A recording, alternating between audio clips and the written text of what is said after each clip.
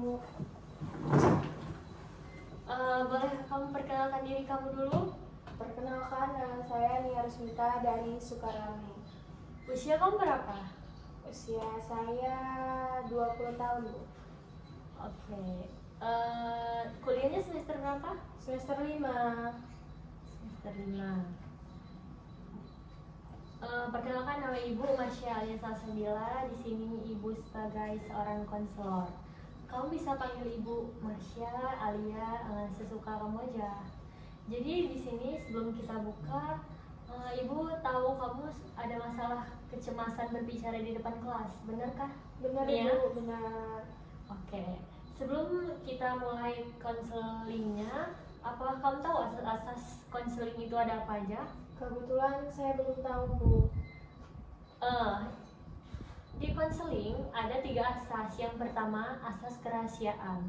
Semua yang disampaikan klien atau kamu selama sesi konseling akan dijaga kerahasiaannya oleh Ibu, kecuali dalam situasi darurat yang berhubungan dengan keselamatan diri atau orang lain. Yang kedua, ada asas kesukarelaan. Kamu mengikuti proses konseling secara sukarela tanpa adanya paksaan. Kamu juga berhak menghentikan atau melanjutkan konseling ini sesuai dengan kenyamanan diri kamu. Dan yang ketiga, ada asas keterbukaan. Klien diharapkan bersikap terbuka atau kamu diharapkan terbuka kepada Ibu untuk mengungkapkan perasaan, pikiran, dan pengalaman agar konselor dapat memberikan bantuan secara optimal atau agar Ibu dapat memberikan kamu bantuan secara optimal. Jadi dalam sesi konseling itu ada 3 asas. Jadi kamu nggak perlu khawatir tentang Ibu akan membocorkan rahasia kamu atau cerita kamu ya Nia ya. Nah terus tujuan adanya konseling ini untuk membantu klien mengurangi kecemasan saat berbicara di depan umum, atau untuk membantu kamu mengurangi kecemasan kamu berbicara di depan umum, meningkatkan rasa percaya diri kamu, dan membangun kemampuan komunikasi yang lebih baik. Bentuk layanan ini ya ada bentuk konseling individual karena kita cuma berdua. Betul. Langsung kita buka aja nih ya. Baik, Bu. Makasih nih ya sudah datang di ruangan Ibu. Bagaimana kabar kamu hari ini? Saya baik, tapi agak gugup juga karena ini pertama kali saya ikut konseling. Tidak apa-apa, wajar kok Nia merasa gugup di awal. Di sini kamu juga bisa merasa aman dan santai karena semua yang kamu ceritakan akan Ibu jaga kerahasiaannya. Oh, begitu ya, Bu. Syukurlah. Iya, jadi kamu nggak perlu khawatir. Selain itu, Ibu juga ingin pastikan kamu datang ke sini atas keinginan kamu sendiri ya Nia, bukan karena disuruh orang lain ya. Iya, Bu, saya memang ingin cerita. Bagus, itu berarti kamu datang ke sini secara sukarela, dan selama proses ini Ibu harap kamu bisa terbuka agar kita bisa cari solusi bersama-sama. Setuju nggak? Setuju, Bu. Saya akan coba jujur dan terbuka. Nah, sekarang Ibu ingin tahu apa yang membuat kamu ingin berkonsultasi hari ini. Sebenarnya saya punya masalah, Bu. Saya selalu merasa cemas kalau harus berbicara di depan kelas. Kamu bisa ceritakan lebih spesifik seperti apa rasa kecemasan yang kamu alami? Kalau dosen menyuruh saya maju, tangan saya langsung dingin dan gemetar. Jantung berdebar kencang, suara bergetar, dan kadang saya lupa apa yang mau saya katakan. Sepertinya tubuh kamu langsung bereaksi begitu ya saat kamu tampil di depan banyak orang? Iya, Bu, saya takut salah ngomong atau ditertawakan teman-teman. Oh, jadi ketakutan utama kamu itu adalah bagaimana orang lain akan menilai kamu saat berbicara? Betul, Bu, saya takut dibilang bodoh atau tidak bisa menjelaskan dengan baik. Itu bisa dimengerti nih ya, apalagi kamu mahasiswa baru, pasti masih beradaptasi dengan lingkungan dan teman-teman baru. Iya, Bu, saya belum terbiasa. Dulu di SMA juga jarang diminta presentasi. Jadi bisa dibilang kamu belum punya banyak pengalaman tampil di depan orang banyak ya? Betul, Bu, dan karena itu saya jadi makin takut. Terima kasih sudah mau jujur ya. Sekarang apa yang biasanya kamu lakukan ketika kamu tahu presentasi? Biasanya saya belajar materinya, tapi semakin dekat waktunya, sebelumnya. Wah, jadi kecemasan itu sampai mengganggu tidurmu juga? Iya Bu, saya merasa takut gagal. Kalau kamu gagal, apa yang paling kamu khawatirkan yang akan terjadi nih ya? Takut dosen marah atau teman-teman menertawakan saya. Saya merasa tidak sebaik mereka. Jadi kamu sering membandingkan diri kamu dengan teman-teman lain? Iya Bu, mereka terlihat santai, lancar bicara, sementara saya seperti mau pingsan. Ibu bisa merasakan beratnya perasaan kamu nih ya, tapi kamu sudah melangkah bagus dengan datang ke sini. Artinya kamu ada niat mau berubah.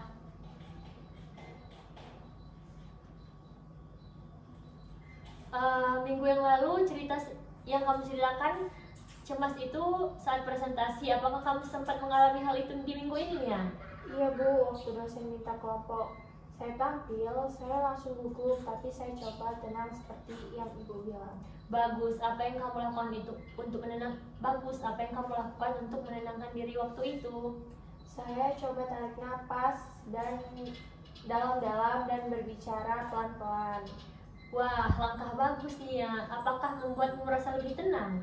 Sedikit Bu, tapi tetap deg-degan. Itu wajar, menghadapi kecemasan itu butuh proses. Sekarang, ibu mau ajak kamu coba latihan kecil mau? Mau Bu. Sekarang, bayangkan kamu sedang berada di depan kelas. Tarik napas, dalam-dalam, hembuskan perlahan. Saya bisa, saya mampu, saya siap. Oke, katakan lagi, saya bisa, saya mampu, saya siap nih ya. Saya bisa. Saya bisa, saya mampu, saya siap. Oke, sekarang bagaimana rasanya? Lumayan lega Bu. Nah, latihan afirmasi seperti itu bisa kamu lakukan sebelum berbicara di depan umum. Sekarang, coba kamu ceritakan tentang topik favorit kamu seolah-olah kamu sedang menjelaskan ke teman-teman. Wah, topik favorit saya mungkin tentang masak Bu. Oke, jadi ibu sepakat masak itu menurut jadi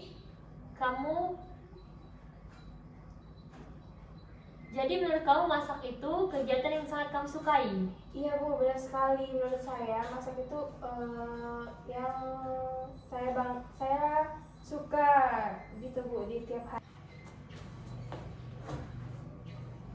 Baiknya, ceritakan sedikit.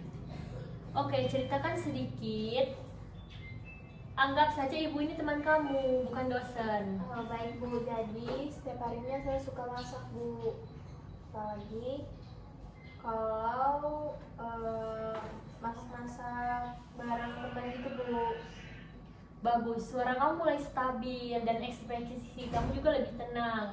Bagaimana perasaan kamu barusan ya? Ternyata bisa juga ya Bu, kalau nggak bikin takut salah, rasanya lebih ringan.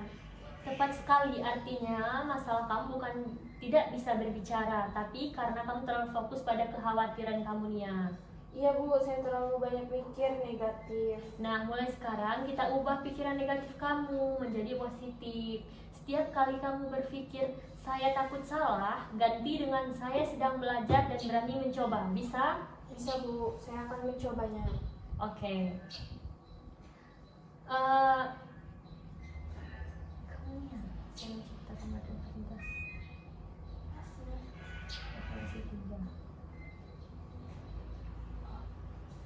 Baik Bu, nah, di sini saya mau cerita. Kemarin saya presentasi di kelas bahasa Indonesia. Wah, hebat. Gimana rasanya Nia? Deg-degan sih, tapi saya pakai teknik napas dan afirmasi yang Ibu ajarkan. Akhirnya saya bisa bicara sampai selesai tanpa lupa materi. Luar biasa Nia. Itu kemajuan besar. Apa komentar temanmu dan dosenmu Nia? Teman bilang saya udah lebih tenang dan dosen malah puji isi presentasi saya. Wah, keren. Kamu pasti bangga pada diri kamu kan? Iya Bu, saya senang sekali. Ternyata bisa juga kalau saya berani mencoba. Itu kuncinya berani. Sekarang apa yang akan kamu lakukan agar terus bisa dipercaya seperti ini? Saya mau terus latihan Bu. Mungkin saya juga mau ikut UKM Public Speaking supaya lebih terbiasa. Bagus sekali Nia, itu langkah nyata untuk mempertahankan kemajuanmu. Iya Bu, dulu saya pikir saya nggak bisa, tapi ternyata saya cuma takut mencoba. Dan sekarang kamu sudah membuktikan bahwa kamu mampu. Sebelum kita akhiri sesi ini, Ibu ingin tahu apa makna dari proses konseling ini untuk kamu. Saya belajar untuk menerima diri sendiri Bu. Saya sadar bahwa cemas itu wajar, tapi jangan sampai menghentikan saya.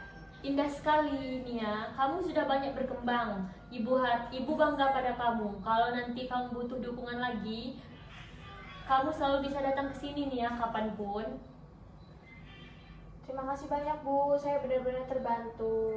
Sama-sama Nia, tetap semangat dan terus percaya diri ya Nia. Baik Bu. Terima kasih Nia. Ibu tutup ya sesi kali ini. Wassalamualaikum warahmatullahi wabarakatuh. Waalaikumsalam warahmatullahi wabarakatuh. Terima kasih Bu. Iya, sama-sama.